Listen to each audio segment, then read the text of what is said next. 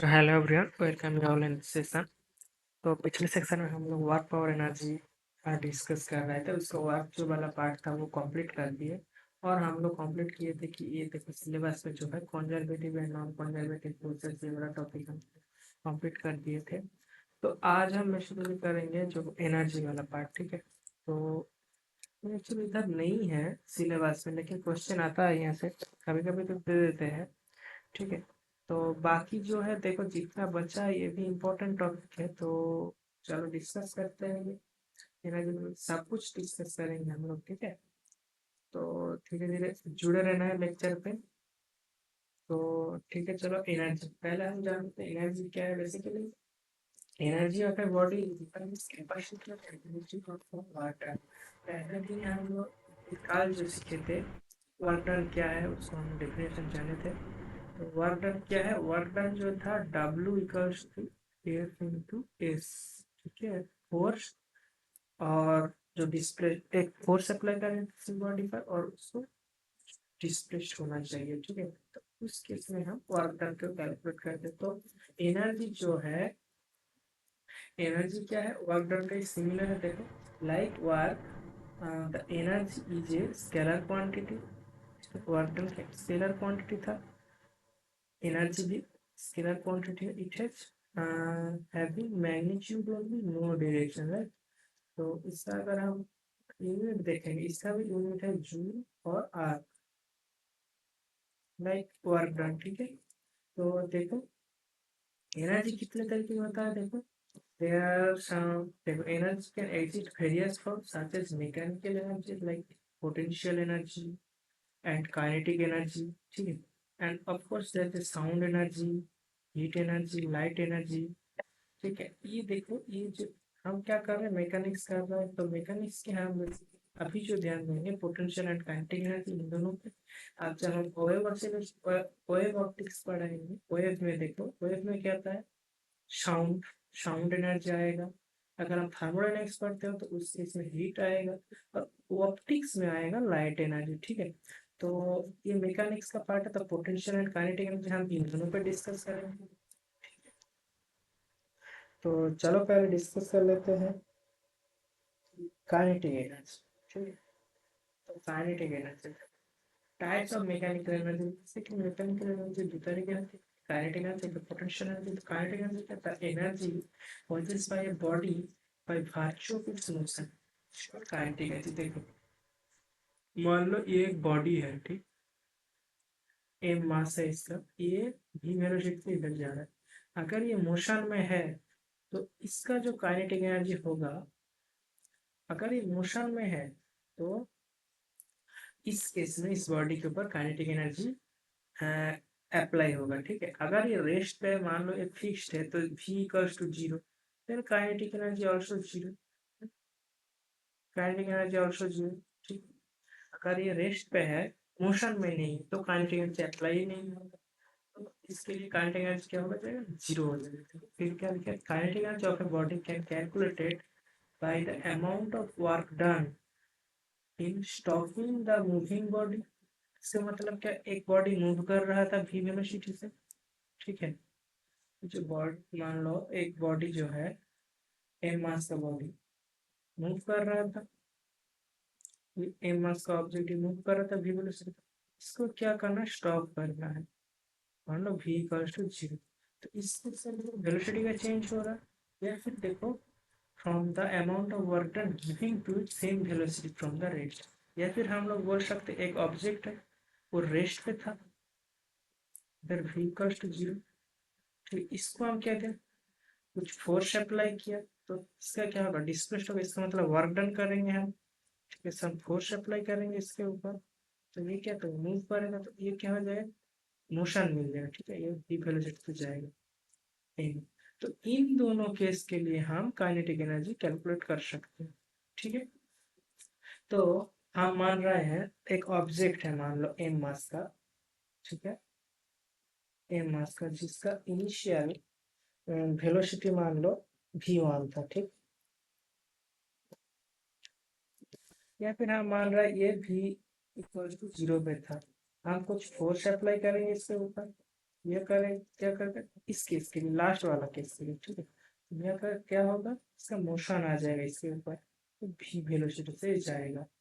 इस केस में kinetic energy को अगर हम देखेंगे तो काइनेटिक एनर्जी जस्ट क्या आ जाएगा, हाफ एम स्क्वायर। तो इससे काइनेटिक एनर्जी को इस फॉर्म से देखो, ठीक है। इतना समझ है। अगर हमारे पास सिस्टम ऑफ पार्टिकल है, तो मान लो एन नंबर पार्टिकल है, जिसका वेलोसिटी मान लो एन नंबर ऑफ पार्टिकल के लिए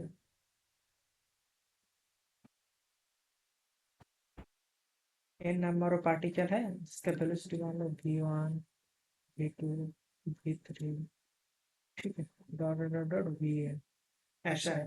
तो इसके लिए अगर हम लिखेंगे काइनेटिक एनर्जी, तो काइनेटिक एनर्जी क्या हो जाएगा, काइनेटिक एनर्जी जो होगा होगा half m v1 square plus half m v2 square. अगर हम हर एक ऑब्जेक्ट का मास अलग अलग रखते हैं, ठीक है, मान लो ये m1 के लिए m1 हो गया, ये m2 के लिए m2 हो गया, सेकेंड पार्टिकल के लिए, और हर एक पार्टिकल का मास अलग अलग हम मान रहे हैं, ठीक है। तो half M v3 square plus, ऐसे करते करते क्या हो जाएगा, half m of nth particle v of nth particle इसका स्क्वायर।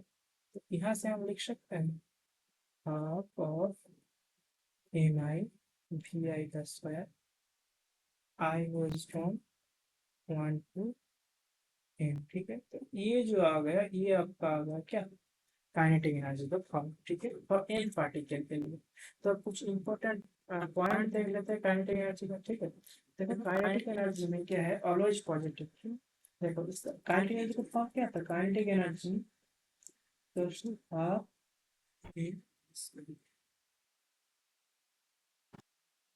स्क्वायर। देखो ये तो पॉजिटिव, और ये जो दिया है इसका स्क्वायर दिया है, तो ये भी पॉजिटिव है। तो काइनेटिक एनर्जी क्या होगा, ये पॉजिटिव होगा। तो ये ऑलवेज पॉजिटिव, और देखो it doesn't depend on the direction of the motion. इसका मतलब है अगर v का अगर स्क्वायर करेंगे तो मैग्नीट्यूड करना है ना, मैग्नीट्यूड कर रहे हैं मतलब ये डायरेक्शन के ऊपर लेने से मैग्नीट्यूड है, इसलिए ये मोशन जो है डायरेक्शन के ऊपर डिपेंड नहीं करेगा, ठीक है।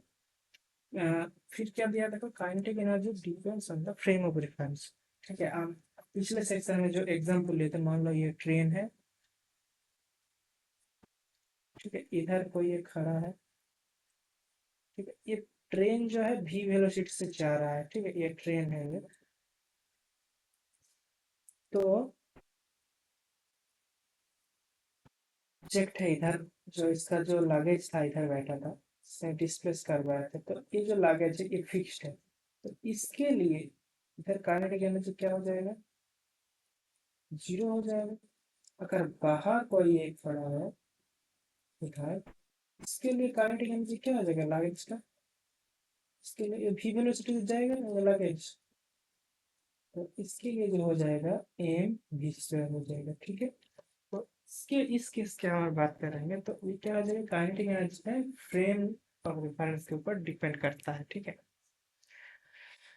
ओके, इतना तक समझ आया, बहुत इजी है।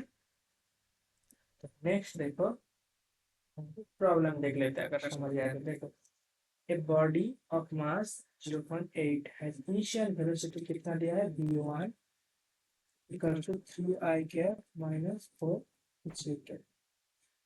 फाइनल वेलोसिटी v2 क्या दिया है, -6 g cap plus 2 k cap.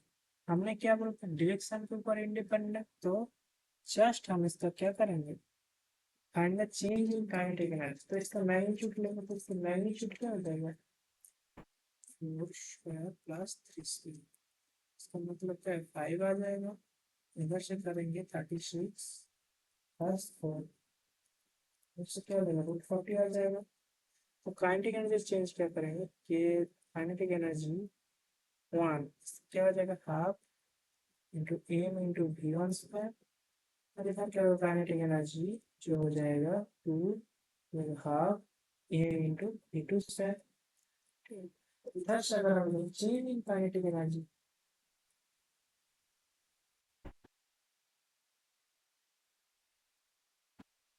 ऐसे अगर हम लिखते हैं change in kinetic energy equals to K2 minus K1, kinetic energy minus kinetic energy इतना इधर से लिख सकते हैं half of 0.8 into V2 square that mean 40 minus 25। ठीक है, जैसे आप कैलकुलेट करोगे तो आ जाएगा 6 जूल।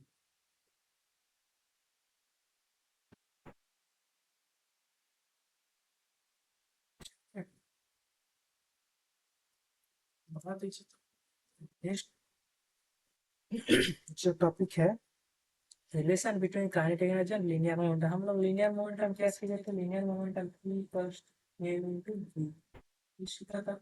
अभी काइनेटिक एनर्जी कैसे है, काइनेटिक एनर्जी जो है हाफ m इसको ये सीखा है हम लोग। ठीक है, तो हम क्या करेंगे, p का वैल्यू यह से अगर इक्वेशन 1 है, इक्वेशन 2 है, इक्वेशन 1 से हम क्या लिख सकते हैं, इससे v equals to p by m लिख सकते हैं। तो यहाँ से अगर हम लिखेंगे तो काइनेटिक एनर्जी जो होगा हो जाएगा हाफ m इंटू इसके स्क्वायर अपन m स्क्वायर, इधर से अगर हम लिखेंगे तो स्क्वायर डिवाइडेड बाई 2m। ठीक है, काइनेटिक एनर्जी हो गया मोमेंटम का square divided by 2m to m। ठीक है, ये हो जाएगा आपका काइनेटिक एनर्जी एंड मोमेंटम का रिलेशन। और अगर हम दूसरे तरीके से लिखेंगे जो p हो जाएगा root under p m into kinetic energy time. ठीक है, ठीक है, तो इधर एक क्वेश्चन दिया है, देखो एक क्वेश्चन करते हैं, पहले क्वेश्चन कर लेते हैं। क्वेश्चन क्या है, क्वेश्चन है two body A and B, A and B, mass ratio कितना दिया है, ए में जिसका मास रेशियो ए में इज टू एन बी, ये क्या दिया है इसका 3:1। ठीक है, एंड सेम काइनेटिक एनर्जी, दोनों का काइनेटिक एनर्जी क्या है, के ई वन इक्वल्स टू के ए भी आप लिख सकते हो, K E of A equals to K E of B.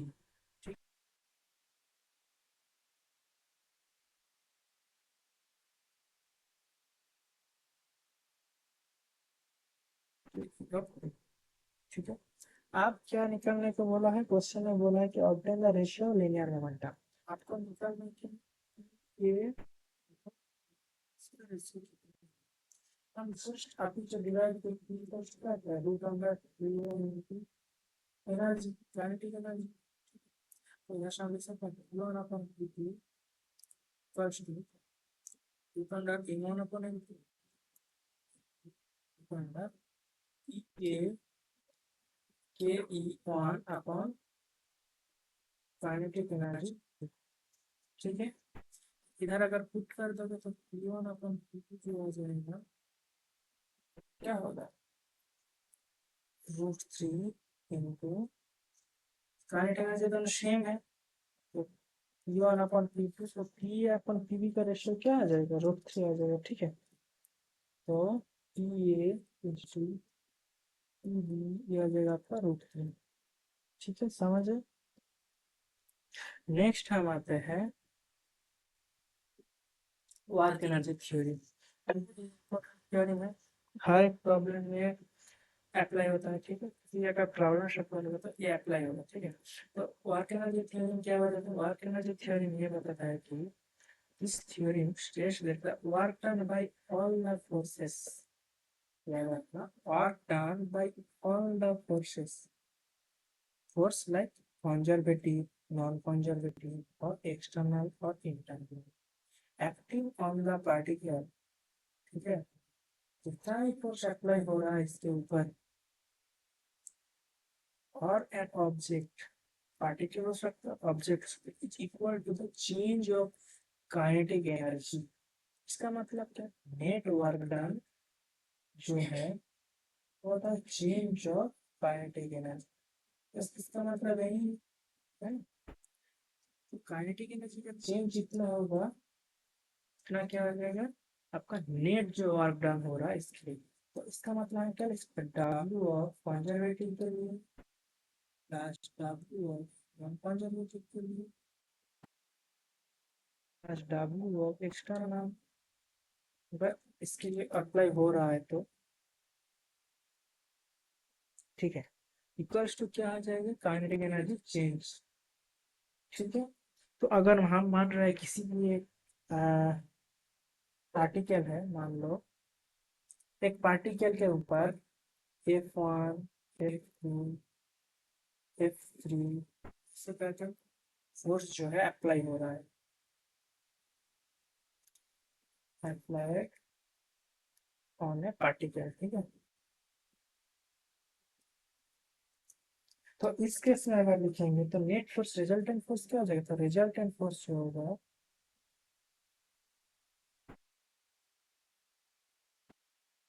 Resultant force क्या हो जाएगा, F equals to F1 plus F2 plus F3 ऐसे हो जाएगा। तो अगर हम नेट वर्क डन कैलकुलेट करते हैं तो W नेट क्या हो जाएगा, रेट ऑफ काइनेटिक एनर्जी, है ना।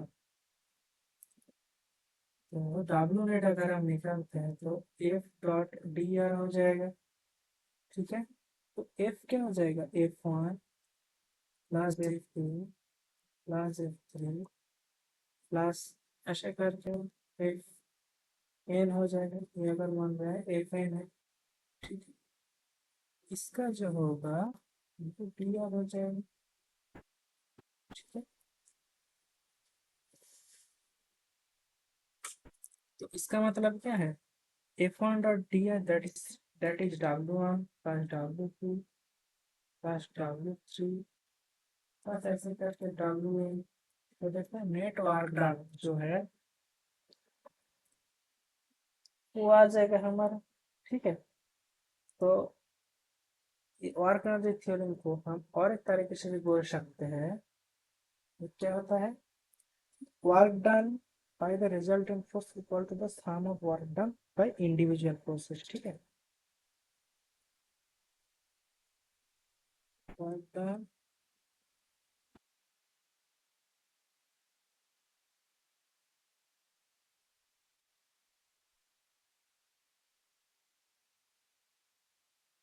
Resultant force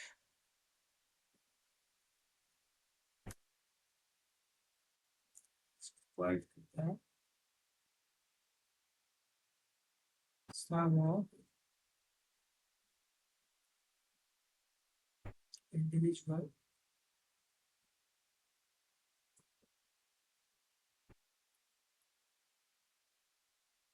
forces. ठीक है, work done by the resultant force is equal to the sum of work done equal to the work done equals to the work done by the sum of individual forces, not the sum of work done, right। क्या हो रहा है, sum of work done actually मैंने force का सम नहीं है, work done का सम है। ठीक है, तो सम of work done bye,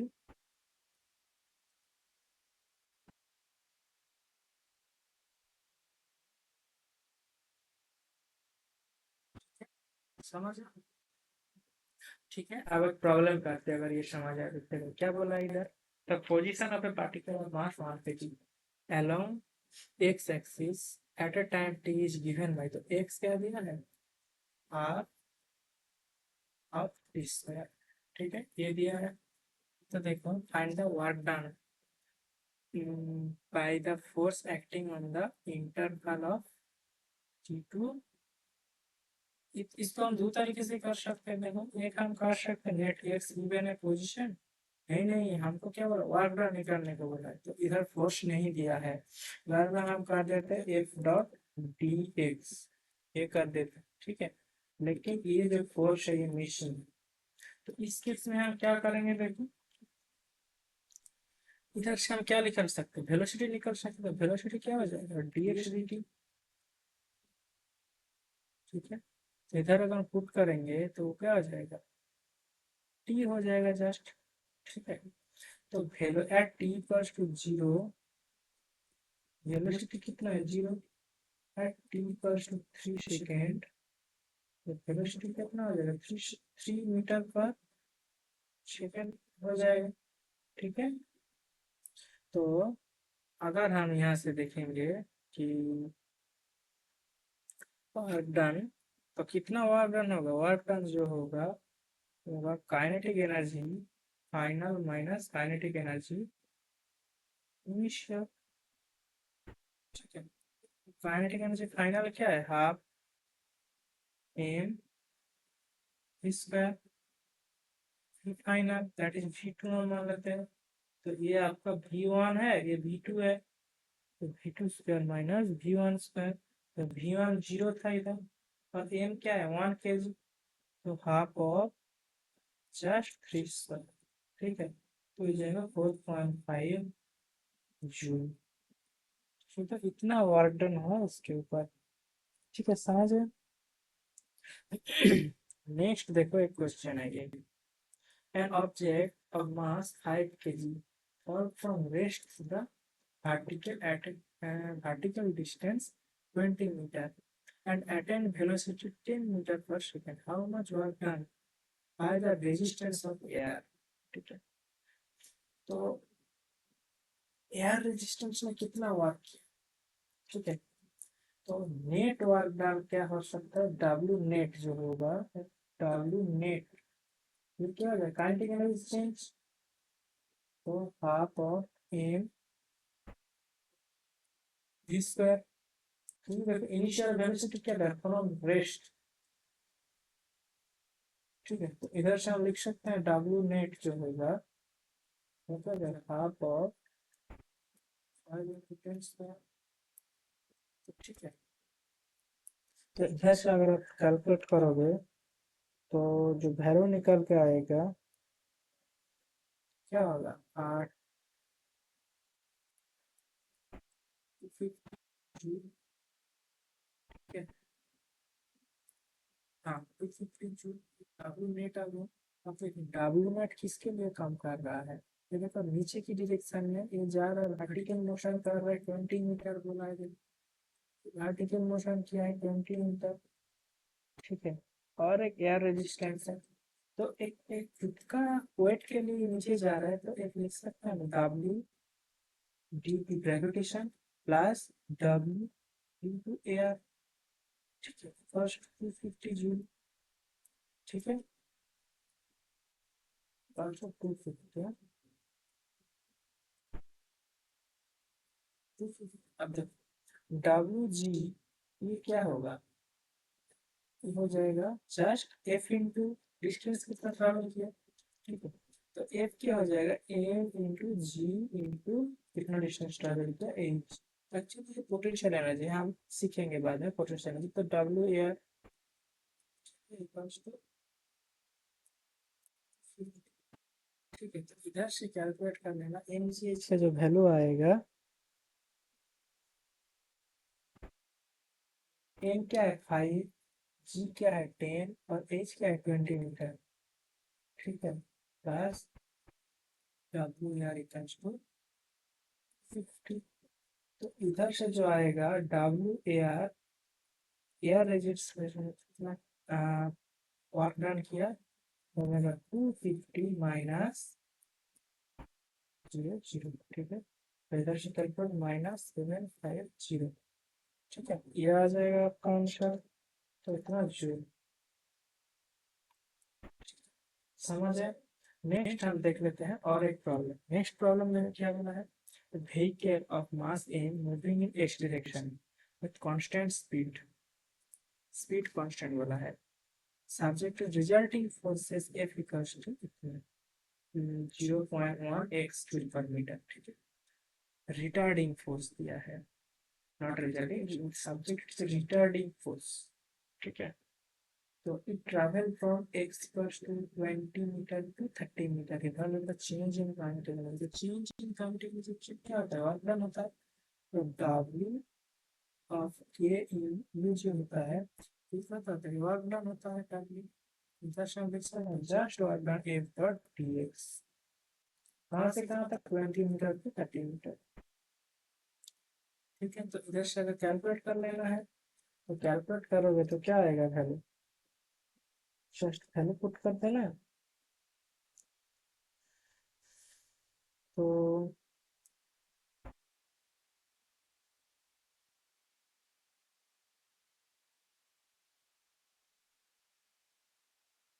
mass of F कितना है, 0.1 इंटू एक्स dx।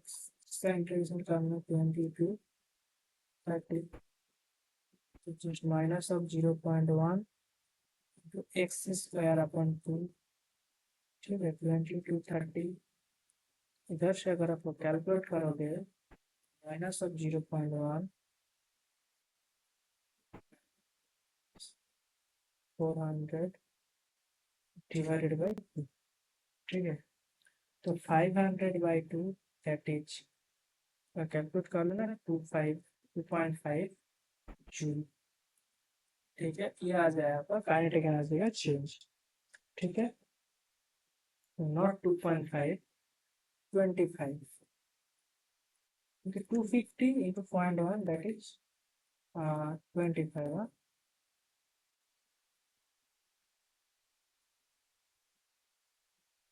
25, ठीक है। अगला समझ। नेक्स्ट देखो, ये एक अच्छा प्रॉब्लम है, इसको देख लेते हैं। क्या बोला है, a block is placed at the top of a smooth hemispherical sphere radius R. Table के पास में पिक्चर भी दिया है। ये क्या है, रेडियस है आर। पहले कहाँ पर था, ऊपर था एकदम, ठीक है, ऊपर था। अब क्या है, now the hemisphere is given the horizontal acceleration. देखो ये जो, ये किस तरफ जा रहा है, इस तरफ जा रहा है। तो ये जो स्यूडो फोर्स अगर हम देखेंगे तो ये जो एम मास का ऑब्जेक्ट है, ब्लॉक है, तो इसके ऊपर स्यूडो फोर्स किस डायरेक्शन में लगे, अपोजिट डायरेक्शन में, इस डायरेक्शन में, ठीक है। अब देखो, find the velocity of the block relative to the hemisphere as a function of theta as it slide down, ठीक है। हम मान रहे हैं किसी भी टाइम पर ये इस पोजीशन में आ गया। तो देखो ये जो ऊपर है ये कितना डिस्टेंस था, ये कैपिटल आर था। तो इनिशियल जो पोजीशन था वो कैपिटल आर, फाइनल पोजीशन ये। तो इसके ऊपर की डायरेक्शन में कितना होगा, डिस्टेंस ये कितना है, ये हो जाएगा, ये कितना होगा, ये हो जाएगा आर cos थीटा। ये एंगल जो बना ये हम थीटा मान रहे हैं, तो क्या हो जाएगा आर cos थीटा। तो कितना डिस्टेंस नीचे गया, मीन्स एनर्जी, पोटेंशियल एनर्जी जो लॉस हुआ, ठीक है, कितना हुआ। तो नेट जो हम वर्क एनर्जी करने लगे, net work done W net equals to क्या करें, kinetic energy change. Initial kinetic energy क्या था, इधर काइनेटिक एनर्जी 0 था, ठीक है, इधर काइनेटिक एनर्जी था 0। इधर काइनेटिक एनर्जी वेलोसिटी जा रहा है, तो नीचे जब आएगा उसका काइनेटिक एनर्जी क्या हो जाएगा, half of m v square, ये हो जाएगा, ठीक है। तो डब्ल्यू नेट जो इनिशियल था वो क्या था, तो m g r 1 minus cos theta, ना पोटेंशियल एनर्जी लॉस हुआ। प्लस देखो और एक ये देखो जो फोर्स लग रहा है, सीडो फोर्स है, m a sine m a naught, ठीक है, ये सीडो फोर्स लग रहा है। और इस डायरेक्शन में कितना डिस्टेंस ट्रेवल किया है, देखो आर साइन थीटा। तो एक सीडो फोर्स भी लग रहा है। सीडो फोर्स क्या है, सीडो फोर्स का एक्सप्रेशन हम लिखेंगे तो जस्ट एम ए नॉट, ये सीडो फोर्स लगा, तो इसके लिए वर्क क्या हो जाएगा, m a naught into r sine theta. इसने आर साइन का डिस्टेंस ट्रेवल किया है, हॉरिजॉन्टल ये क्या हो जाएगा हाफ एम स्क्वायर। ठीक है, तो एम कैंसिल हो जाएगा, तो फाइनल जो स्पीड हो जाएगा हेमिस्फीयर के रिस्पेक्ट में वो अगर हम देखते हैं वो हो जाएगा 2 × r। इसका अगर हम कॉमन लेते हैं तो अंदर जो रहेगा वो रहेगा g1 - cos थीटा। ठीक है, प्लस a0 sin थीटा हो जाएगा, इसका स्क्वायर रूट हो जाएगा। ठीक है, ये हो जाएगा फाइनल वेलोसिटी v। समझ में? चलो नेक्स्ट देख लेते हैं पोटेंशियल एनर्जी। ठीक है, तो पोटेंशियल एनर्जी क्या है, the energy possessed by a body or a system by the virtue of its position or configuration। मान लो एक बॉडी है, मान लो ये है हमारा होराइजन। ठीक है, तो एक बॉडी है इधर नीचे है, तो हम इसका पोटेंशियल मतलब जीरो मान लेते हैं क्योंकि होराइजन में है। अगर इस ऑब्जेक्ट को हम बिल्डिंग के ऊपर लेके जाए, इसको अगर हम इधर लेके जाएंगे, मान लो इधर आ गया ये ऑब्जेक्ट, तो एक हाइट में आ गया। इसका जो क्या हुआ देखो, पोजीशन पोजीशन शिफ्ट किया।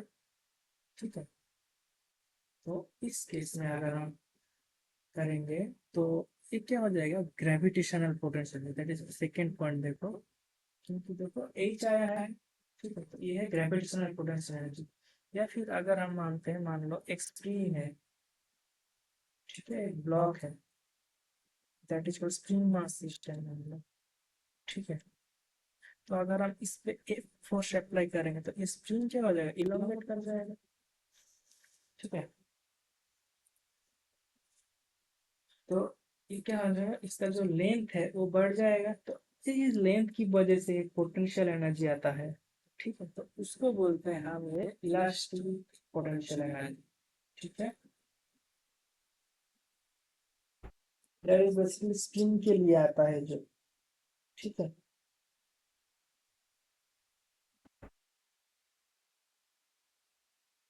या फिर अगर हम फोर्स इस तरह अप्लाई करेंगे, अगर फोर्स को हमने इस तरह अप्लाई किया तो ये स्प्रिंग क्या हो जाएगा, कॉम्प्रेस हो जाएगा।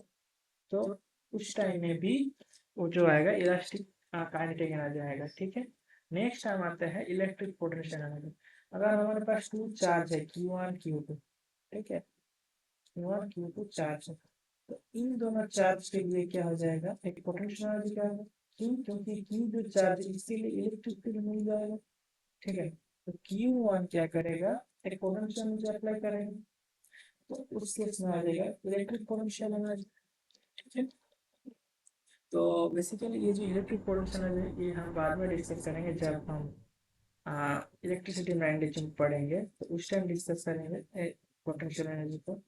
तो अभी के लिए हम ये दोनों डिस्कस करते हैं, spring and gravitational potential energy most important है। तो ठीक है, चलो gravitational potential energy. Gravitational potential energy क्या था, gravitational potential energy of the body is the energy associated with due to the virtue of its position above the earth surface। ठीक है, हमने जो बनाया था वो बिल्डिंग वाला। ठीक है, बेसिकली एक ऑब्जेक्ट नीचे है तो उसको अगर हम एच हाइट ऊपर लेके जाएंगे तो उस केस में पोटेंशियल एनर्जी जाएगा। अगर उसको एक्सप्रेशन कैसे लिखते हैं, potential energy equals to just mgh। ठीक है, एच में हाइट ऊपर लेके जाएंगे। ठीक है, तो ये हो जाएगा आपको ग्रेविटेशनल पोटेंशियल एनर्जी। तो ठीक है, देखो सिंपली ये प्रॉब्लम है, एक stone of 0.5 kg thrown vertically up with speed, कितना स्पीड से थ्रो किया है, 9.8। ठीक है, मीटर पर second. Find the potential energy. तो पोटेंशियल एनर्जी निकालने के लिए यहाँ पे क्या करना पड़ेगा, एम पता है, एच निकालना पड़ेगा, है ना। तो देखो कितना स्पीड से भेजा, तो आफ्टर हाफ सेकेंड बोला, find the potential energy after half second. H क्या हो जाएगा, पास हाफ जी टी स्क्वायर। ठीक है, तो यू कितना है, देखो ऊपर भेज रहे हैं हम लोग, ग्रेविटेशन अगेंस्ट भेज रहे हैं, तो ये जी क्या हो जाएगा, नेगेटिव हो जाएगा। ऊपर जाएगा तो ये -9.8 पकड़ेंगे, ठीक। तो 9.8 into half, t equal to half second बोला है, minus of 9.8 by 2 into t equal to कितना दिया, हाफ सेकेंड, ठीक है। तो इधर से हम लिख सकते हैं 4.9 1 minus 1/4, so that is 3/4 into 4.9, ऐसे हम लोग कैलकुलेट कर लेना है। तो जो वैल्यू आएगा वो हो जाएगा आपका 3.67। तो इतना हाइट ऊपर लेके गए, तो अब पोटेंशियल में कितना है, एक का तो जस्ट 0.4 इंटू 9.8 इंटू 3.67, तो इधर से कैलकुलेट कर लेंगे, जो वैल्यू आएगा वो हो जाएगा 14.286 जूल, ठीक है। और कीजिए। नेक्स्ट अगर हम देखते हैं तो elastic potential energy of spring, ठीक है। तो देखो, the potential energy of a spring is the energy associated with the state of compression or expansion of the elastic spring। तो जैसे हम बोले थे कि मान लो ये इधर से एक स्प्रिंग दिया है इधर, फिर इधर एक ऑब्जेक्ट है, ठीक है। तो इस ऑब्जेक्ट को हम अगर एक फोर्स अप्लाई करेंगे तो ये स्ट्रिंग क्या हो जाएगी, इलोंगेट कर देगा। इसकी मान लो हमने ये रेफरेंस ग्रेविटी यूज किया, इधर से एक डिस्टेंस इलोंगेट किया, तो उस केस में क्या जगह फोर्स क्या लगेगा, ये इतना से जो काइनेटिक एनर्जी आएगा, काइनेटिक एनर्जी नहीं, जो पोटेंशियल एनर्जी आएगा वो हो जाएगा सिंपली, हम लोग पहले दिन में कैलकुलेट कर लिए थे, हाफ ऑफ के एक्स स्क्वायर, ठीक है। ये हो जाएगा स्प्रिंग के लिए जो पोटेंशियल एनर्जी होगा वो, ठीक है। के क्या है, के है स्प्रिंग कांस्टेंट,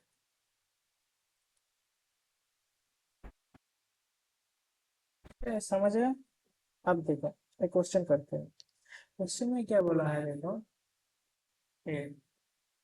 यार क्वेश्चन में क्या बोला है कि two spring spring constant 1500 newton per metre and 300 newton per metre respectively, they are stretched with same forces slowly, compute the ratio of their potential। बहुत इजी है ये, just u equals to half के section, अभी u1 upon u2, दोनों का spring constant अलग अलग है, ठीक है। अब क्या दिया है, they are stretched with same forces, the ratio of the potential energy। तो हम क्या मान लेंगे, सेम फोर्सेस में अप्लाई करेंगे तो उसका क्या होगा, जो स्ट्रेच होगा वो भी सेम जाएगा, तो एक्स क्या हो जाएगा, इस केस में कांस्टेंट हो जाएगा, ठीक है। एक मिनट, नहीं एक्स कांस्टेंट नहीं होगा, क्या बोला है, फोर्स सेम है, एफ इक्वल्स टू कांस्टेंट है, हम एफ क्या जानते हैं, के एक्स, हाँ एफ कांस्टेंट, इसका मतलब है के कांस्टेंट, अगर के कांस्टेंट होता तभी एक्स कांस्टेंट बोल सकते थे, लेकिन इधर के वेरी कर रहा है तो हम लिख सकते हैं सिंपली, जो एक्स हो जाएगा वो क्या हो जाएगा, एफ बाई के, ठीक है। एफ एफ बाई के ये हो जाएगा हमारा एक्स, एफ बाई के जो एक्स का वैल्यू आ जाएगा, ठीक है। तो ये हम इधर पुट कर देंगे, तो इधर पुट करेंगे जब, तो इस केस में क्या आ जाएगा, पहले हम पुट करते हैं, तो यू क्या हो जाएगा, यू जो होगा हाफ ऑफ के इंटू एफ स्क्वायर बाई के स्क्वायर। तो अब इधर से अगर हम लिखेंगे तो यू इक्वल हो जाएगा एफ स्क्वायर अपन 2k, ठीक है। तो देखो एफ क्या बोला, ये कांस्टेंट, एफ तो कांस्टेंट है, ठीक है। तो यू जो हो जाएगा प्रोपोर्शनल टू 1/k, तो u1 अपन u2 ये क्या हो जाएगा, k2 अपन k1, तो जस्ट ये हो जाएगा u1 upon u2 equals to 300500, ठीक है। बहुत इजी है। नेक्स्ट देखो ये क्वेश्चन, इधर क्या बोला, एक ब्लॉक जो है, ब्लॉक का मास कितना 8 kg है, release from the top of an inclined surface, ठीक है। if the spin constant of spin is 200 meters, the spin constant can the block come to rest after the completion of 1 meter। इसका मतलब क्या है, देखो इधर से आप इसको रिलीज कर दिए तो ये आएगा, स्पिन क्या होगा, कंप्रेस हो जाएगा, मान लो इधर तक आ गया, ठीक है। देखो the block come to the rest after the compression by spring 1 metre. इसका मतलब है देखो स्प्रिंग इधर से मान लो इधर तक आया है, ये जो डिस्टेंस है ये है 1 मीटर, ठीक है। ये 1 मीटर दिया है आप हमको, ये दिया है 1 मीटर, ठीक है। तो कैलकुलेट क्या करना है, find the distance travelled by the block before come to the rest. तो कितना डिस्टेंस ट्रैवल किया है ब्लॉक में, ठीक है। तो हम मान रहा है डी डिस्टेंस ट्रैवल किया, हम मान रहे हैं ये इधर से इधर तक आया, ठीक, ये डिस्टेंस डी है। तो ये क्या हो जाएगा, हाइट जो है वो क्या हो जाएगा, डी साइन थीटा हो जाएगा ना, ठीक है।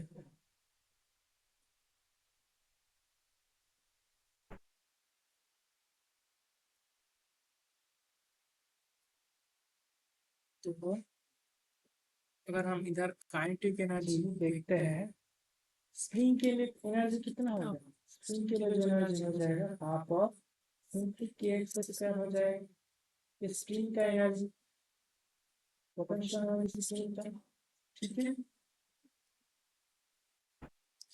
ये जो हो जाएगा ये किसके बराबर हो जाएगा, ये हो जाएगा, ये देखो ये जो ब्लॉक है कितना डिस्टेंस ट्रैवल किया, पोटेंशियल एनर्जी का लॉस हुआ वो कितना हो जाएगा।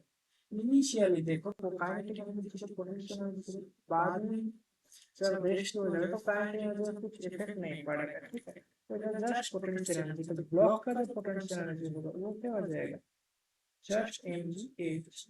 एच क्या हो जाएगा, एच हो जाएगा आपका डी साइन, इधर पुट कर देना m g d sine 30 degree, ठीक है।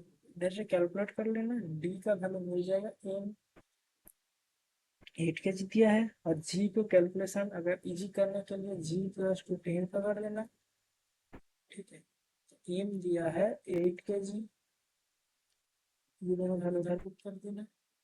तो अगर पुट करोगे तो ए यू 1 है और यू 2 है, इधर से तो पुट कर देना तो क्या मिलेगा, 80 into d divided by that is 40 t मिल जाएगा। और इधर से अगर लोग कैलकुलेट करेंगे तो क्या आ जाएगा, half into 200 into x equals to 1 metre, इधर से कैलकुलेट करेंगे तो 100 मिल जाएगा। तो जस्ट 40 डी इक्वल्स टू 100 कर देना है, इधर से कैलकुलेट करें तो डी क्या हो जाएगा, 2.5 मीटर आ जाएगा, ठीक है। समझ में। नेक्स्ट हम कैलकुलेट करते हैं चेंज इन पोटेंशियल एनर्जी, ठीक है। एक चीज ध्यान रखना, हाँ ये मैं पहले भूल गया था, इधर लिखना चाहिए था ये चीज, तो इधर बता देता है। Potential energy is always defined for conservative force field, ठीक है। हमने बताया था कंजर्वेटिव फोर्स फील्ड क्या है पहले पिछले लेक्चर में, क्या होता है, पाथ इंडिपेंडेंट। कंजर्वेटिव फोर्स मतलब वर्क डन पाथ इंडिपेंडेंट होगा, जो वर्क डन हम निकालेंगे वो हो जाएगा पाथ इंडिपेंडेंट।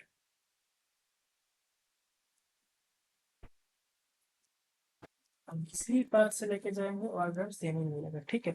तो इसके लिए अगर हम चेंज इन पोटेंशियल एनर्जी करेंगे तो फोर्स को हम क्या लिख सकते हैं, जो एफ होगा वो क्या लिखेंगे हम, change in potential energy D you upon D x for 1 dimensional में लिख सकते हैं, और 3 डायमेंशन में अगर हम लिखेंगे तो सिंपली फोर्स को हम क्या लिख सकते हैं, जो पोटेंशियल एनर्जी चेंज होगा वो हम फोर्स के बराबर लिखेंगे, ठीक है।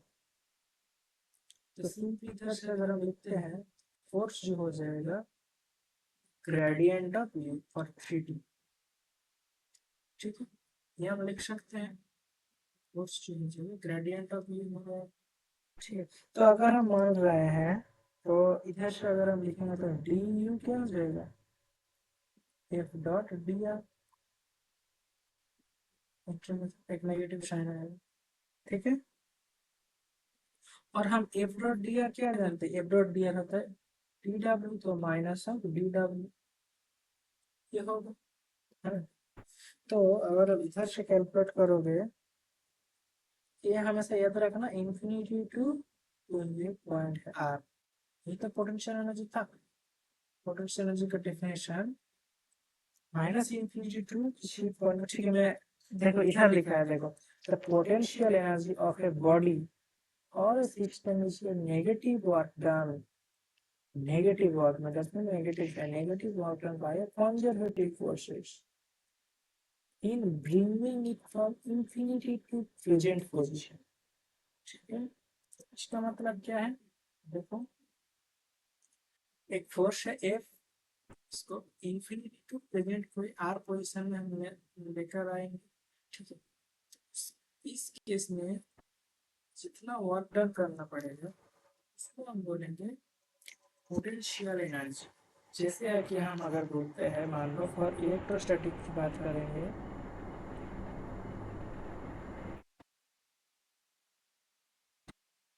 ये जब इलेक्ट्रिसिटी मैग्नेटिज्म पढ़ेंगे उस टाइम भी पता चलेगा। मान लो इधर एक चार्ज है प्लस की, तो प्लस की चार्ज के लिए इसका एक फील्ड होगा। मान लो इसका जो फील्ड है किसी इस रीजन में है, इसका फील्ड है वो इस रीजन में है, ठीक है, इलेक्ट्रिक फील्ड इस रीजन तक है, तो इसका पोटेंशियल एनर्जी भी इसी रीजन में मिलेगी। पोटेंशियल एनर्जी मतलब इसी रीजन में कोई एक चार्ज लेना पड़ेगा। तो मान लो एक चार्ज है +1 यूनिट चार्ज, ठीक है, टेस्ट चार्ज इसको बोलते हैं, टेस्ट चार्ज है। टेस्ट चार्ज क्या है, टेस्ट चार्ज है एक पॉजिटिव चार्ज जिसका अमाउंट वेरी स्मॉल है, ठीक है, यूनिट ही मानते हैं लाइक, ठीक है। तो एक टेस्ट चार्ज को अगर हम इंफिनिटी से इसके अंदर लेके आएंगे, ठीक है, इधर लेके आए तो जितना वर्क करना पड़ेगा तो उसको हम बोलेंगे पोटेंशियल एनर्जी। तो वर्क डन जितना करना पड़ेगा उसको हम बोलेंगे पोटेंशियल एनर्जी। ठीक है, तो यही लिखा है, देखो the potential energy of a body और सिस्टम ए नेगेटिव वर्क डन। तो इस केस में अलग से जब इलेक्ट्रोस्टैटिक पढ़ेंगे तभी पता चलेगा क्या होता है। बाय कंजर्वेटिव फोर्स, हाँ इलेक्ट्रोस्टैटिक फोर्स एक कंजर्वेटिव फोर्स है, ये मैंने कल ही बता दिया था। ठीक है, तो from infinity to present position, हम किस पोजीशन में लेकर आए, ये पोजीशन है, ये उसका अभी का पोजीशन है। ठीक है, ये जो है ये इसका पोजीशन है, तो इस पोजीशन में हम लेके आए हैं। ठीक है, तो समझ आए, ये पोटेंशियल एनर्जी का चेंज जो है डी यू, वो क्या बताता है, एक्चुअली फोर्स के बारे में बताता है। ठीक है, तो पोटेंशियल एनर्जी का अगर आप चेंज करेंगे तो वो क्या आ जाएगा, अगर ग्रेड करेंगे gradient of potential energy that's different with force. Okay, तो नेक्स्ट हम एक प्रॉब्लम करते, देखो ये अच्छा प्रॉब्लम है लेकिन बहुत इजी क्वेश्चन है ये। एक्चुअली जो ये ग्रेडियंट वाला पार्ट है ये मैथमेटिकल फिजिक्स में वेक्टर एनालिसिस में आप लोगों को पढ़ाया जाएगा। ठीक है, तो a particle moving on a frictionless xy plane is acted upon a conservative force described by the potential energy function। तो conservative force के लिए potential energy function क्या था, u equals to the function of xy, so that is given as half of k into x square plus y square plus z square, potential है। ठीक है, तो derive the expression for force, हम लोग force क्या जाने थे, force equals to minus of gradient of v। तो ग्रेड को अगर हम सेपरेट करके लिखते हैं, अगर इसको स्प्लिट करेंगे तो होता है del u del x i cap plus del u del y j cap plus del u del z k cap. ठीक है, ये होता है। इधर से आप लिखते हैं ना, तो डेरिवेटिव जब करेंगे तो क्या आ जाएगा, माइनस ऑफ के एक्स आई कैप प्लस के वाई जे कैप प्लस के जेड के कैप। ठीक है, तो इधर से अगर हम माइनस कॉमन ले लेंगे, के इंटू एक्स आई कैप वाई जे कैप जेड के कैप, ये हो जाएगा। ठीक है, तो एक्स आई कैप वाई जे कैप जेड के कैप, इसका मतलब क्या है, ये एक्चुअली पोजीशन वेक्टर है ना, आर। आर इक्वल्स टू हम जानते हैं ना, एक्स आई कैप प्लस वाई जे कैप प्लस जेड के कैप। तो इधर से अगर हम लिखेंगे, सिंपली क्या आ जाएगा, माइनस ऑफ के डॉट आर, नॉट के डॉट आर, दैट इज के इनटू आर।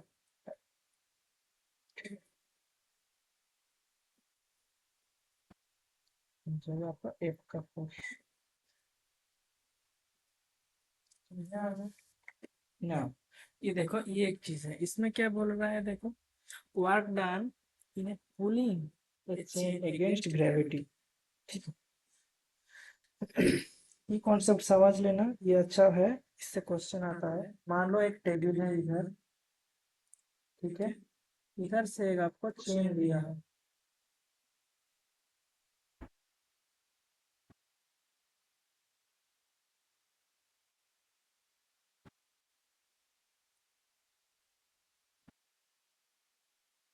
ठीक है, इधर से हम मान रहे हैं इसको फोर्स अप्लाई कर रहे हैं एक।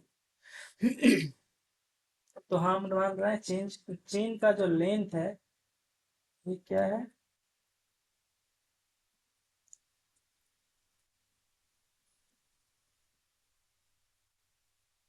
ये हम मान रहे हैं ए है। ठीक है, और नीचे जो, ये नीचे जो लटका हुआ है, इसका हम मान रहे हैं एक्स है। ठीक है, ये जितना लटका हुआ है इसको हम मान रहे हैं एक्स। ठीक है, तो चेंज का जो टोटल मास है, total mass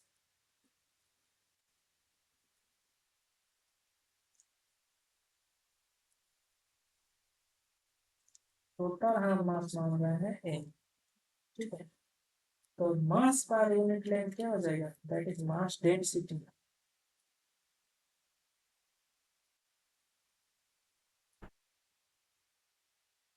mass density that is called मास पर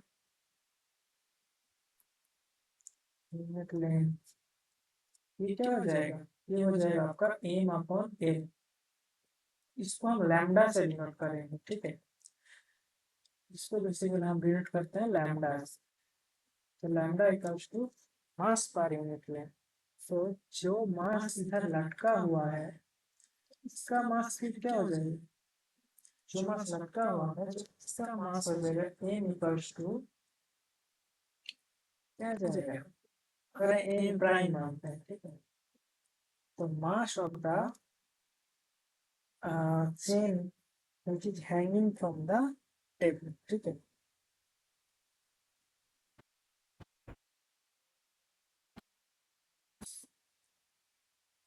of the